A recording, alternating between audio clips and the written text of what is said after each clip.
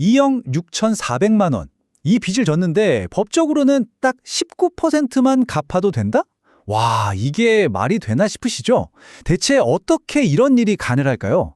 지금부터 이 놀라운 숫자 뒤에 숨겨진 이야기, 그 과정을 하나하나 파헤쳐 보겠습니다. 자, 그럼 구체적인 숫자를 한번 보죠. 이분이 갚아야 할 돈, 그러니까 원금에 이자까지 전부 다 합친 총 채무액이 무려 1억 6,400만 원이 넘습니다. 와, 진짜 딱 들으면 앞이 캄캄해지는 그런 금액이죠. 그런데 말이죠. 이분이 앞으로 3년 동안 실제로 갚아야 할 돈은 얼마일까요? 네, 바로 약 2,380만 원입니다. 원래 빚에 비하면 이게 맞나 싶을 정도로 확 줄었죠? 이걸 비율로 계산해 보면요. 원래 갚아야 할 원금 중에서 딱 19%만 갚게 되는 겁니다. 19%요. 그럼 나머지 81%, 이 어마어마한 빚은 대체 어떻게 되는 걸까요? 네, 바로 그겁니다. 이게 오늘 우리가 풀어볼 핵심 질문이죠. 어떻게 1억이 넘는 빚의 19%만 갚고 나머지는 법적으로 없던 일로 할 수 있는지, 그 비밀의 문을 한번 열어보겠습니다. 이 모든 이야기의 배경에는 바로 개인회생이라는 법적인 제도가 있습니다. 지금 보시는 이 사례가 바로 그 제도를 통해 진행된 실제 이야기인 거죠. 이 개인회생이라는 게 그냥 빚 탕감해주는 그런 제도는 아니에요. 뭐랄까, 성실하게 살려고 노력했는데 정말 어쩔 수 없이 재정적으로 무너진 분들에게 두 번째 기회를 주는 거라고 생각하시면 돼요. 최소한의 생활은 할 수 있게 보호해주면서 빚을 갚아나갈 길을 열어주는 거죠. 일종의 사회적인 안전망이라고 할 수 있습니다. 그럼 이 숫자 뒤에 있는 사람은 과연 어떤 사연을 가지고 있을까요? 빚이 쌓인 과정을 보면 이게 정말 남의 일이 아니구나 싶어요.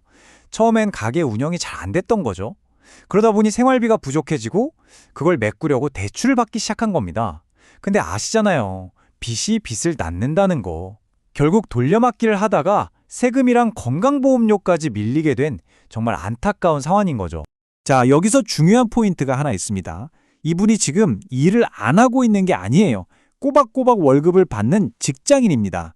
하지만 그 월급만으로는 이 엄청난 빚을 도저히 감당할 수가 없는 상태, 법적으로 말하면 지급불능 상태에 빠진 거죠.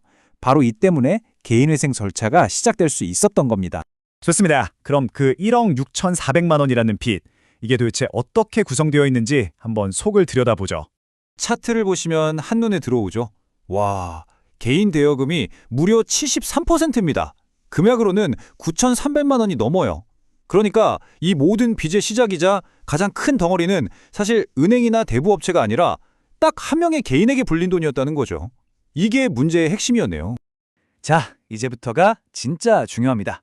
그럼 매달 얼마씩 갚아야 하는지, 그 금액은 대체 어떻게 계산되는 걸까요? 아주 간단하면서도 강력한 공식이 있습니다. 자, 계산은 이렇게 합니다. 먼저 한 달 소득 있죠? 약 210만 원.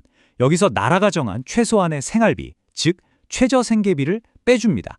그게 약 143만 원이에요. 그럼 남는 돈이 얼마죠? 네, 66만 2천 원. 바로 이 돈이 빚 갚는 데 쓸 수 있는 돈, 즉 가용소득이 되는 거고 매달 이 금액을 갚아나가는 겁니다. 이게 왜 중요하냐면요. 빚을 갚는다고 해서 사람을 굶길 순 없잖아요. 이 제도는 채무자가 빚을 갚는 와중에도 최소한의 인간다운 삶을 살 수 있도록 소득의 일부를 법적으로 딱 보호해주는 겁니다. 그래야 이분도 포기하지 않고 3년 동안 꾸준히 돈을 갚아나갈 수 있으니까요. 오케이, 그럼 매달 66만 2천 원씩 갚는 건 알겠어요. 근데 이 돈을 채권자들이 어떻게 나눠 갖게 될까요? 이것도 순서가 있습니다. 그냥 공평하게 n분의 1, 이게 아니에요.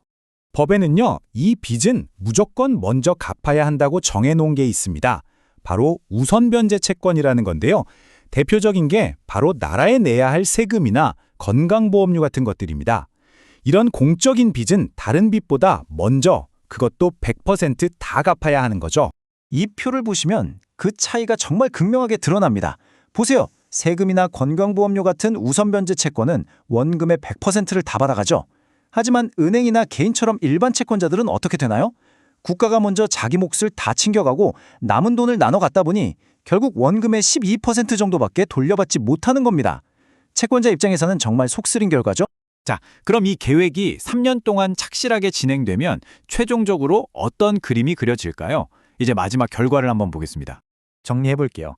이분은 앞으로 36개월, 즉 3년 동안 매달 66만 2천 원씩 꼬박꼬박 냅니다. 그렇게 3년이 지나면 총 2,300여만 원을 갚게 되는 거죠. 그리고 바로 그 순간 남아있던 1억 4천만 원이 넘는 빚은 법적으로 완전히 사라집니다. 이걸 면책이라고 불러요. 말 그대로 빚에 대한 책임을 면제받는 거죠. 결국 이 개인회생 제도는 두 가지 목적을 동시에 달성하는 셈입니다. 한 사람에게는 감당 못할 빚의 굴레에서 벗어나 다시 경제활동을 할 수 있는 기회를 주고, 사회 전체적으로는 한 명의 경제 주체가 쓰러지는 걸 막아주는 거죠. 자, 그렇다면 우리는 이 개인회생 제도를 어떻게 봐야 할까요? 채무자에게는 정말 마지막 동아줄 같은 필수적인 경제 안전망일 겁니다. 하지만 돈을 빌려준 채권자 입장에서는요, 빌려준 돈의 상당 부분을 돌려받지 못하는 어쩔 수 없는 손실을 감수해야만 하죠. 이 제도의 빛과 그림자, 여러분은 어떻게 생각하시나요?